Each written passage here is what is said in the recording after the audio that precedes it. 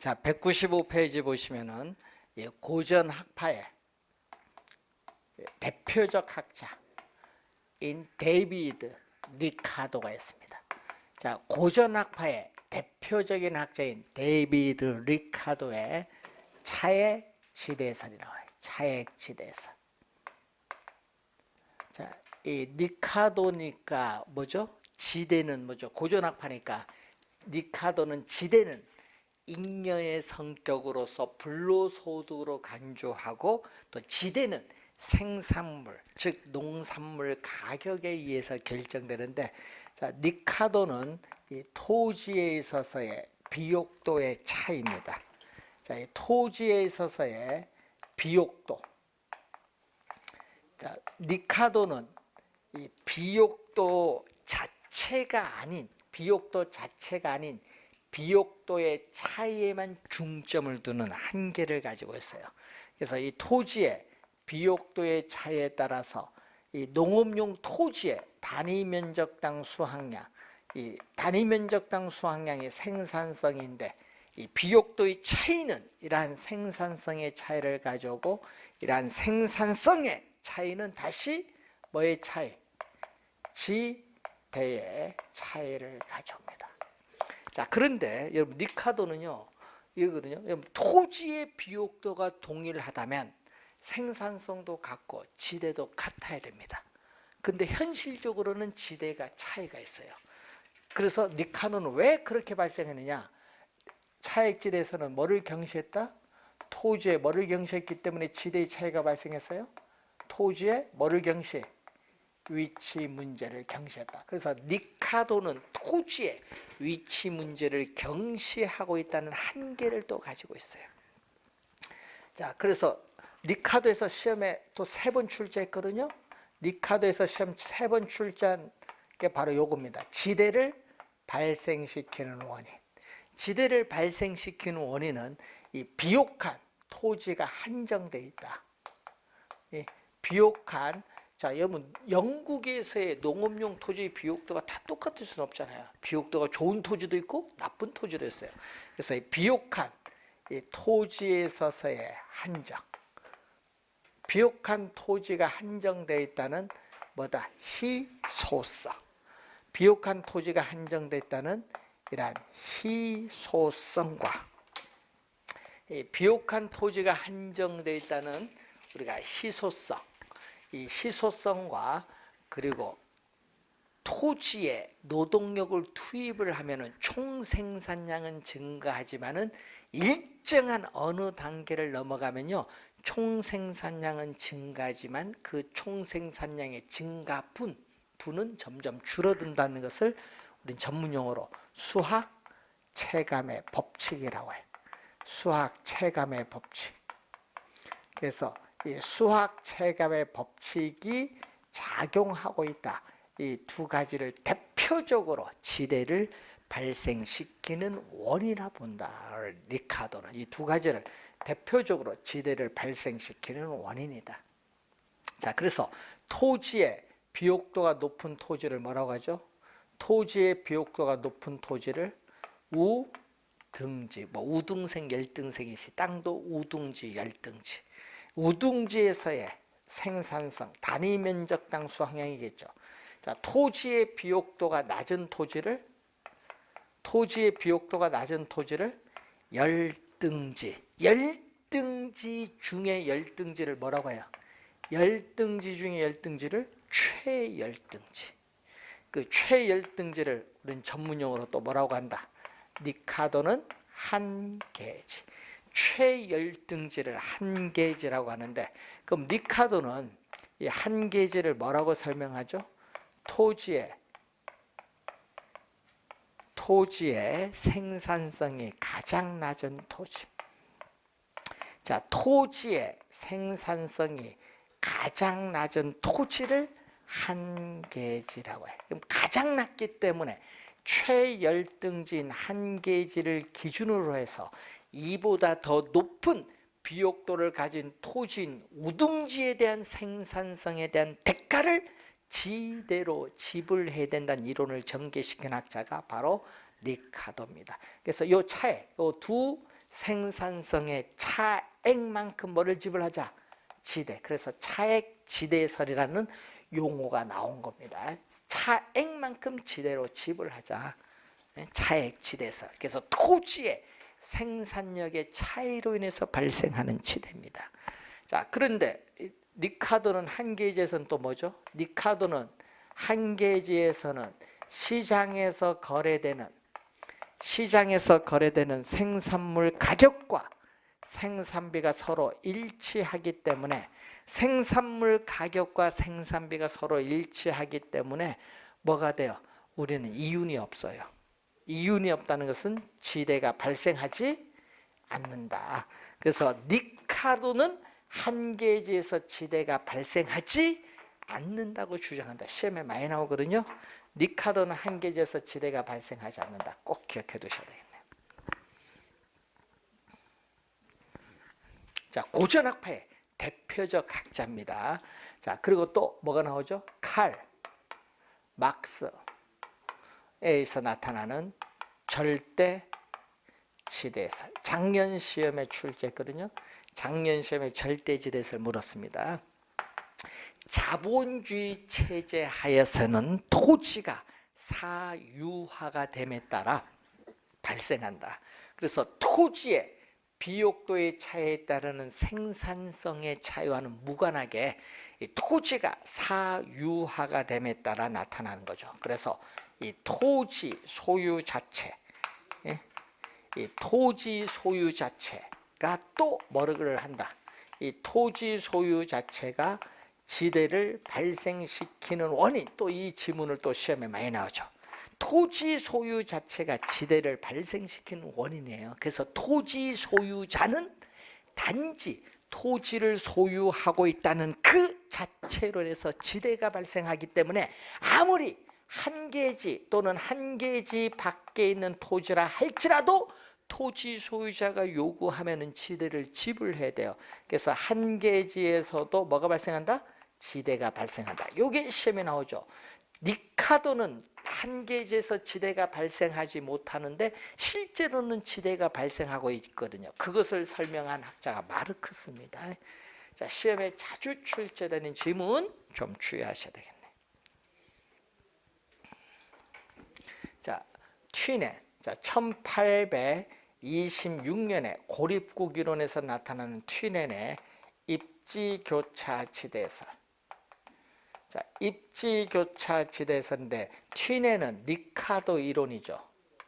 자, 니카도는 뭐 어떤 게 포인트예요? 여러분, 니카도는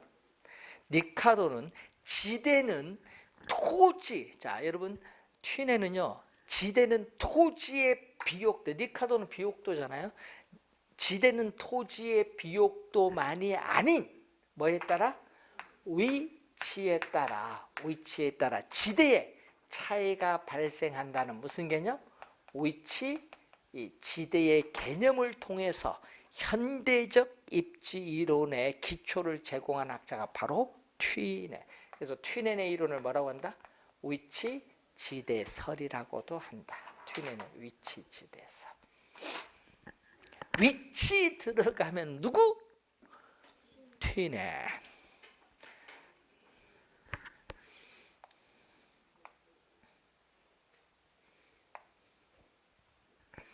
자, 중심진 시장.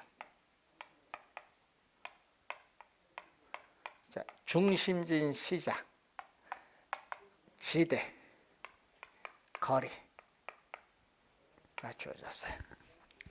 자, 이렇게 주어졌는데, 자, 이런 우하향하는 형태가 나오죠. 이게 바로 이 지대를 지불할 용의가 있는 곡선. 이것을 또 한계,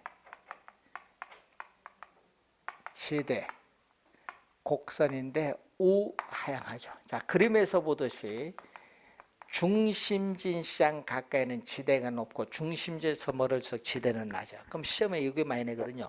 중심지로부터 거리가 멀어질수록 지대는 점점 낮아진다. 또 반대로 중심지로부터 거리가 멀어질수록 수송비는 증가한다. 이 점은 시험에 많이 나오는 지문입니다. 잘 기억해 두시고, 이 점이 뭐죠? 중심지로부터 거리가 이 정도 떨어진 이 지점이 지대가 0이네요.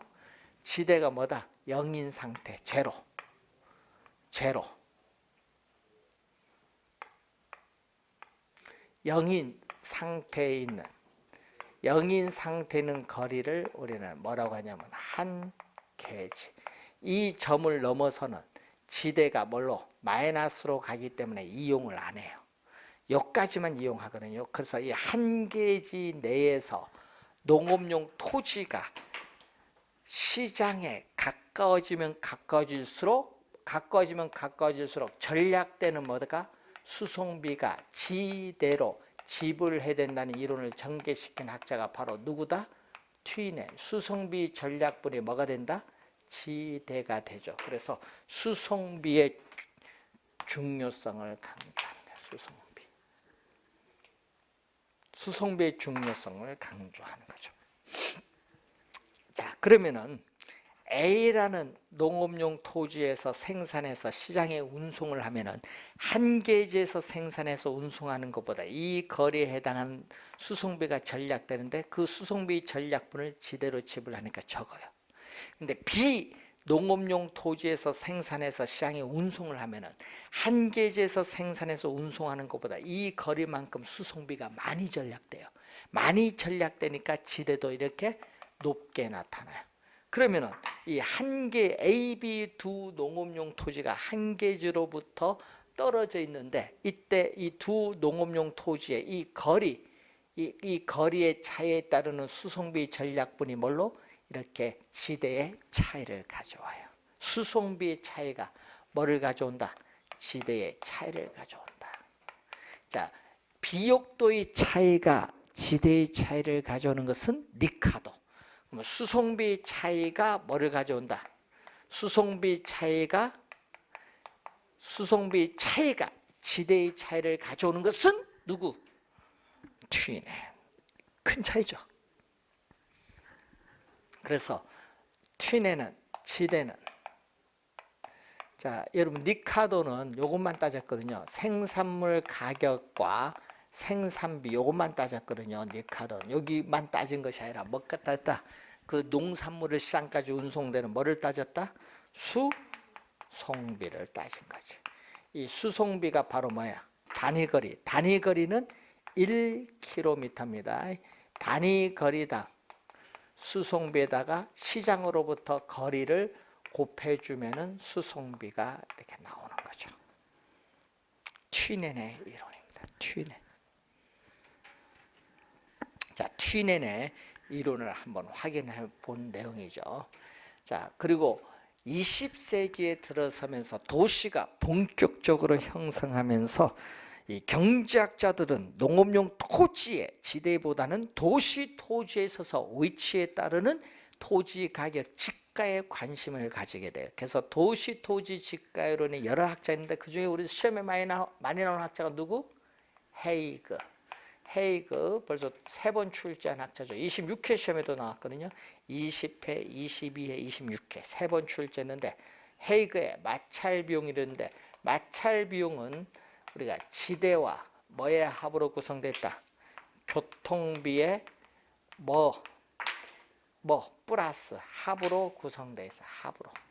자, 무슨 얘기냐? 여러분이 교통수단이 양호하면은 공간의 마찰이 적어지고 접근성이 좋기 때문에 지대는 높아진다는 이론이에요. 그래서 시장에 도달할 수 있고 교통비를 뭐한다? 전략할 수 있는 경우에 토지 소유자가 이용자에게 부과하는 금액이 지대가 되죠. 그래서 누구 이론? 이 튀넨의 이론을 일반화했죠. 튀넨의 이론을 우리는 일반화한 이론이 헤이그의 마찰 비용 이론이야. 그래서 튀넨은 농업 입지 이론이고요. 그리고 헤이그는 도시 토지의 어떻게 돼요? 마찰 비용 이론이죠. 그래서 튀넨의 이론을 일반화해서 도시 토지 공간에 적용시킨 겁니다. 자, 그리고 또 시험에 많이 나온 학자 또 누구? 올리엄. 시험에 또 많이 나온 학자 올리엄 알론소의 입찰 지대 곡선. 자, 윌리엄 알론소에 있어서의 입찰 지대 곡선이 나오죠.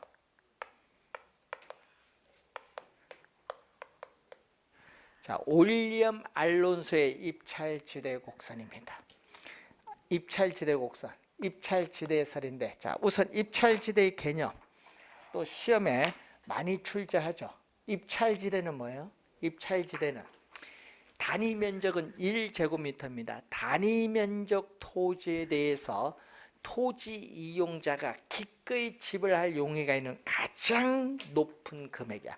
가장 높은 금액, 최대의 금액, 가장 높은 최대의 금액입니다. 시험에는 최저로 많이 내죠.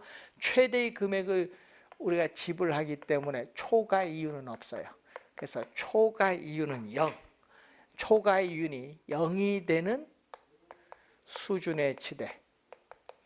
초과 이윤 자체가 0이 되는 수준의 지대를 입찰지대라는 용어를 사용한다. 초과 이윤이 0이 되는 수준의 지대다. 입찰지대의 개념. 자, 그러면은 입찰지대는 또 뭐를? 튀넨의 이론이거든요. 튀넨의 이론을 도시공간 이론에 적용을 해서 확장 발전시킨 이론이야. 도시공간에 적용해서 확장 발전시킨 이론인데, 자, 이런 의미거든요. 자, 도심에서 지대. 자, 여러분 도시 내에서 산업은 여러 개 있거든요. A 산업의 지대 지불 곡선, B 산업의 지대 지불 곡선, C 산업의 지대 지불 곡선이 나오죠. 자, 이때 우리는 각 산업의 지대 지불 곡선의 경쟁, 입찰 경쟁을 벌이면 여기까지는 도심에서 여기까지는 A 산업의 토지가 배분되고, 자, 여기서 여기까지는 뭐에? B 산업에 배분되고, 또 여기서 여기까지는 누구에게 배분된다? C 산업에 배분이 돼요. 이렇게 입찰 경쟁의 결과 가장 높은 지대를 지불할 용의가 있는 산업의 토지는 배분이 된다, 이 말입니다. 그럼 이 빨간 선이 뭐다? 빨간 선이 입찰 지대 곡선이죠. 그래서 26회는 이렇게 냈거든요. 도심으로부터 거리에 따라 가장 높은 이 지대 부분을 연결한 포락선을 입찰지대 곡선이고, 입찰지대 곡선은 오른쪽 밑을 향하고요, 원점에 대해서 볼록한 형태를 띠는데, 도심에 가까울수록 입찰지대 곡선의 기울기는 급하고, 도심에서 멀어질수록 입찰지대 곡선의 기울기는 뭐다? 완만하다. 그래서 기울기는 토지 이용 주체의 토지 사용량에 대해서 우리는 단위거리 1km마다 총 교통비용은 얼마나 변하냐? 한 개 교통비용이 차지하는 내용이 입찰지대 곡선이다. 자, 입찰지대 곡선 개념 시험에 자주 우리가 출제를 하죠. 자, 입찰지대 곡선의 개념은 우리가 시험에 자주 출제를 하고 있다.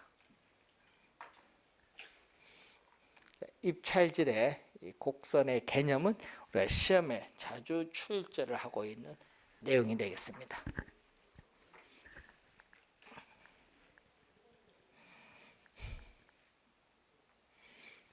자, 우선 입찰지대 곡선의 우리가 개념을 한번 확인해 본 내용. 자, 그래서 학자 만약에 시험에 내면요, 이 학자 5명을 우리가 또 출제를 우리가 많이 하는 그러한 내용이 되겠습니다. 자, 그러면은 이렇게 이제 보고, 또 19세기 후반에 들어서는 신고전 학파의 대표적 학자가 알프레드 마샬이라는 학자가 있는데, 이 마샬에서는요, 시험에는 준지대가 가끔 나오죠. 자, 준지대는 단기에 성립하는 거예요. 단기에 성립하는데, 토지 이외에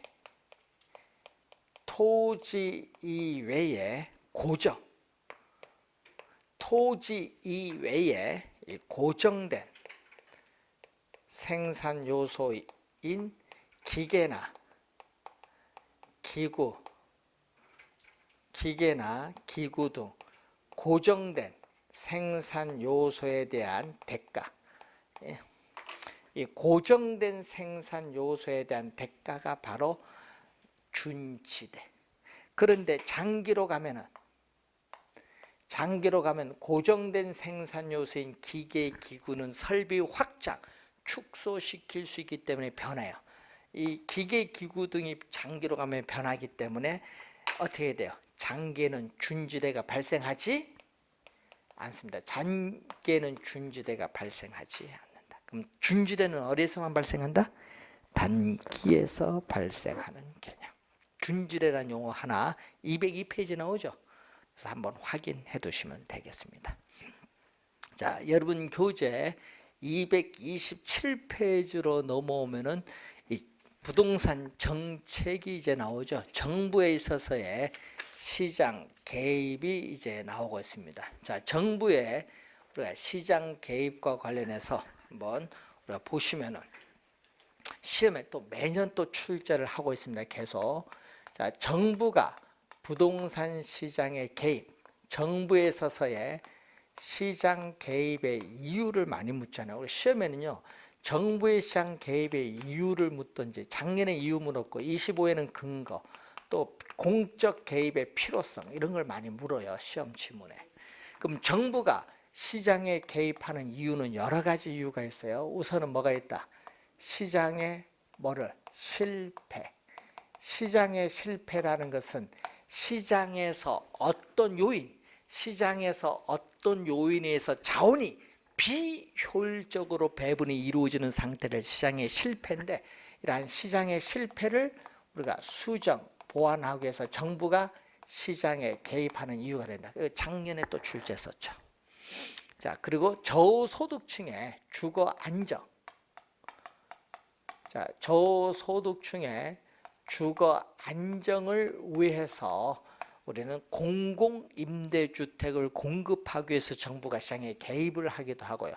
또 우리는 소득을 재분배하기 위해서 개입을 하기도 하고, 부동산에 대한 투기를 억제하기 위해서 개입을 하기도 해요. 예? 우리가 이렇게 개입 이유가 많죠.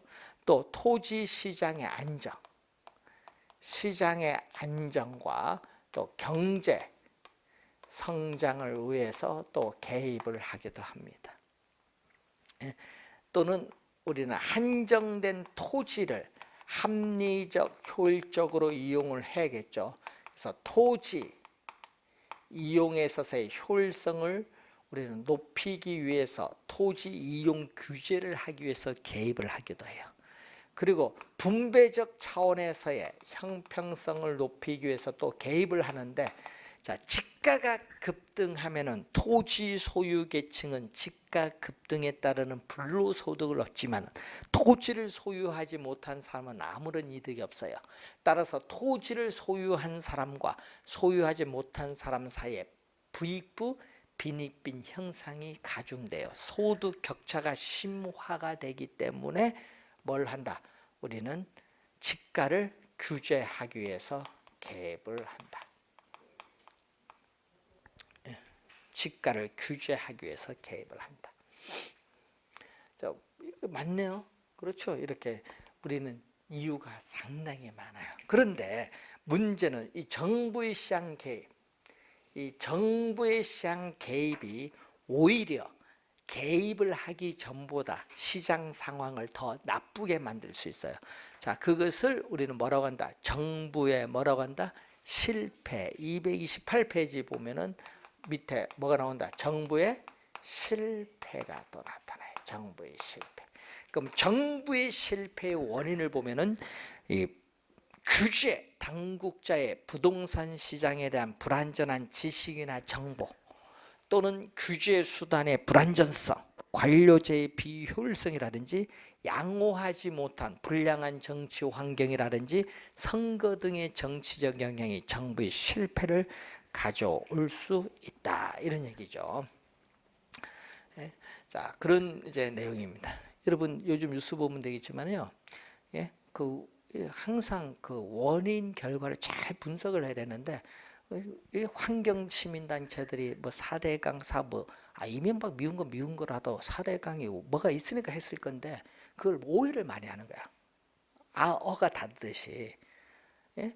4대강 갖고 뭐 운하도 만든 것도 아닌데 옛날 뭐 운하 사업 한다고 뭐 오해를 많이 해서 안 된다 뭐 이렇게 했는데 그 이번에 그 어떻게 돼요? 우리나라는요 유엔에서 물 부족 국가라고 우리 얘기를 하거든요. 우리나라가 물 부족 국가이기 때문에 강을 정비한 거예요. 치수를 정비했는데 문제는 강에 물을 가둬놨잖아요. 지금 가둬놓은 상태인데 이것을 이제 여러 가지 목적하에 가둬놨는데 이번에 물을 방류하니까 날랐죠. 환경시민단체는 방류 다 해야 된다 뭐 하지만 그 방류했을 때 만약에 녹조가 나타나면 어떻게 할 거예요? 누가 책임질 거예요? 책임질 사람 대통령이 책임져야지. 그러면은 책임질 사람 없어. 예? 그럼 뭐 어떻게 할 거야? 그런데 문제는 녹조의 원인이 그게 아니잖아요. 예? 그런데 문제는 물을 방류했다고 녹조 생겨요. 적조도 생기는데. 그런데 문제는 그게 뭐냐면은 충남에 날란 거야. 왜 방류하냐? 물 없어 죽겠는데. 거기는 이제 물을 못 여는 거예요. 경기도도 문 못 열어. 왜? 물이 부족한데 지금. 그래서 항상 그런 게 있어요.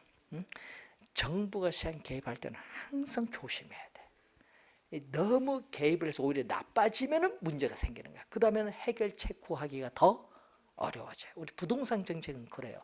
그래서 우리 노무현 정부의 참여정부, 이명박 정부, 박근혜 정부 넘어서 다 부동산 정책의 실패를 많이 가져오는 이유가 너무 지나치게 개입을 해. 너무. 그래서 문제가 생기는 거예요. 정부의 실패가. 자, 그러면 우리 이 시장의 실패를 한번 보면은 그러면 시장에서 어떤 요인에서 자원이 비효율적으로 배분이 이루어지는 상태가 있잖아요. 그럼 원인을 보면은 이런 게 있어. 규모의 경제가 작용하는 경우인데 규모의 경제가 작용하는 경우는 어떻게 돼? 기업의 규모가 커지면서 생산량이 많아지면 물건 하나 만드는 비용, 평균 비용이 점점 이렇게 줄어드는 현상. 물건 하나 만드는 비용이 점점 줄어드는 이 현상을 규모의 경제라고 하는데 그럼 이러한 규모의 경제가 작용을 해서 비용, 체감 산업이 존재하면 자연 독점이 돼요. 그래서 완전 경쟁 시장에 비해서 자원은 비효율적으로 배분이 이루어져요. 자, 완전 경쟁 시장은 현실적으로 존재하지 않는 이상적 시장으로서 자원 배분이 효율적으로 이루어지는 시장인데 또 독점은 기업이 하나, 과점은 소수의 대기업, 독과점 같은 불안정 경쟁 기업이 존재하도 완전 경쟁 시장보다 생산량은 적고 가격은 비싸기 때문에 시장에 실패가 또 발생을 해요.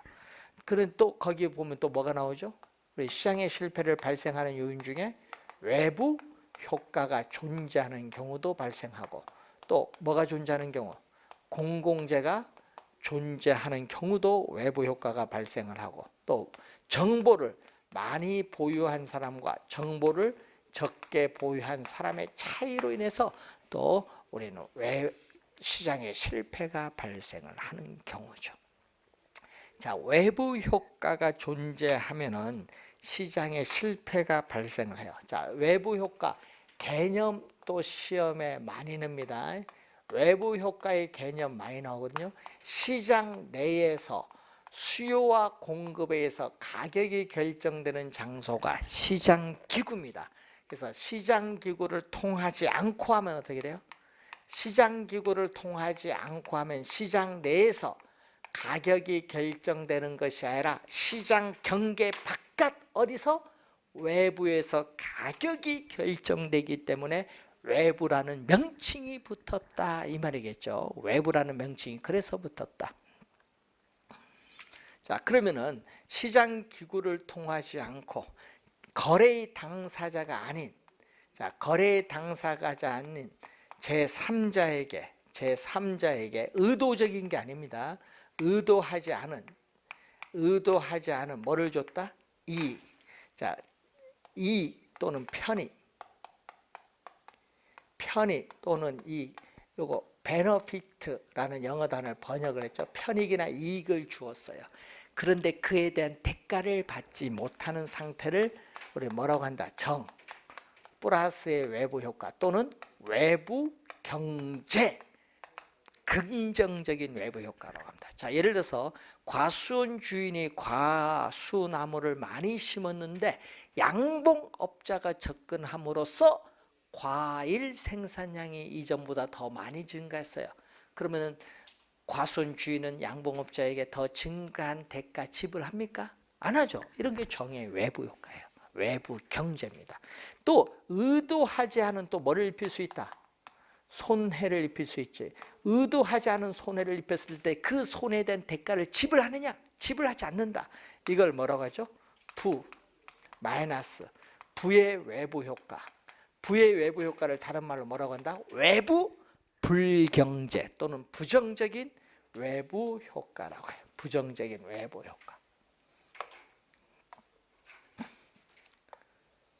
자, 그래서 우리는 이 외부 효과는 소비 과정과 뭐에서?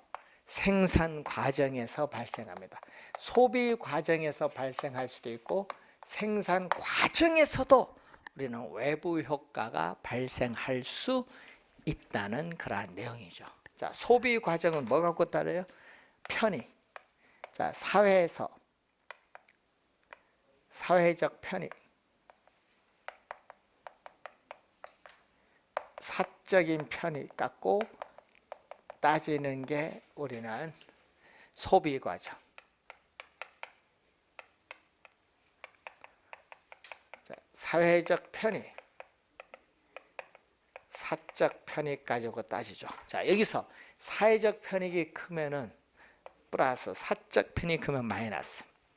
자, 예를 들어서 무슨 얘기냐? 여러분요, 교육 서비스 독감. 그럼 독감 예방 주사를 맞으면 본인이 독감 예방되는 것뿐만 아니라 사회 전반적으로 독감이 예방되면서 더 사회적 편익이 더 커져요. 얘기거든요. 독감 예방이라는 교육 서비스인데 이때는 플러스일 때는 뭐다? 사회적으로 바람직스러운 최적 소비량보다 더 적게 과소 소비가 이루어지기 때문에 정부는 사회적으로 바람직한 양만큼 소비량을 늘려주기 위해서는 소비자에게 뭐를 지급한다? 교육 서비스나 독감 예방 주사를 맞을 때 뭐를? 보조금을 지급을 하게 되는 거예요. 자, 그런데 여기는 어떻게 돼요? 술, 담배 소비거든요. 자, 담배를 개인이 피므로써는 이익보다 간접 흡연으로 주변 사람에게 피해를 주잖아요. 사회적 편익이 줄어들거든요. 자, 이때 우리가 또 마이너스 외부 효과일 때는 어떻게 돼요? 간접 흡연 고려하지 않고 본인이 피잖아요. 그러다 보니까 사회적으로 바람직스러운 최적 소비량보다 더 많이 뭐 한다? 과다 소비가 돼요. 과다 소비. 자, 여러분, 제가 그 며칠 전에 얘기하다가 어떤 분한테 들었는데 우리나라 이웃들의 소주가요, 세계에서 가장 비싼 곳이 어디 얼마냐 물어봤거든요. 여러 사람 물어봤는데 25,000원이래. 양주하고 비슷해. 12년산 보면 그만큼 비싸다는 거예요. 우리나라 소주 가격 2만 원대, 만 원대 이상 올려야 돼요. 그래야 소비를 줄이지. 그래서 너무 술, 담배 소비가 많아진다는 얘기죠. 그래서 사회적으로 바람직스러운 최적 소비량만큼 소비를 줄이기 위해서 뭘 한다? 술, 담배에 뭐를 부과해야 된다? 세금을 부과를 해야 돼. 술에 대한 주류세, 담배에 대한 담배 소비세 같은 세금을 부과를 해야 된다는 겁니다. 우리가 너무 낮아요. 그래서 요즘 뭐 복지 지출 많이 한다, 이런 걸 많이 올려야지. 그래서 돈을 확보해서 복지해야지. 자, 그리고 생산은 편익이 아니라 뭐 갖고 따져야 된다? 비용. 생산은 비용. 이 사회적 비용과 또 뭐다? 사적 비용이 있죠. 자, 사회적 비용, 우리가 사적 비용이 있어요. 자, 여기는 사적 비용이 크고 여기는 사회적 비용이 크죠. 자, 기업이 막대한 비용을 투입해서 기술을 혁신을 했어요. 그래서 이 사적 비용이 큰데 기술 파급 효과를 해서 사회에서 부담하는 비용은 점점 줄어들거든요. 그래서 이때도 사회에서 바람직스러운 최적 생산량보다 더 적게 과소 생산되기 때문에 사회적으로 바람직한 양만큼 생산량을 늘려주기 위해서는 정부는 기업에 보조금을 지급을 해야 돼요. 자, 여기서는 어떻게 된다? 공해물질, 환경오염물질을 배출시키는 공장이 화학 공장이 들어섰으면 우리가 사회적 편익 나타내는 수요, 비용을 나타내는 이게 균형 생산량입니다. 자, 균형 생산량인데 문제는 이 사회적 비용이 어떻게 돼요? 사회적 비용은 기업이 제품을 생산하는 데 드는 사적 비용뿐만 아니라 환경 오염물질을 한 단위 더 정화하는 데 추가적으로 드는 외부 비용이 들어가기 때문에 사회적 비용이 더 크죠.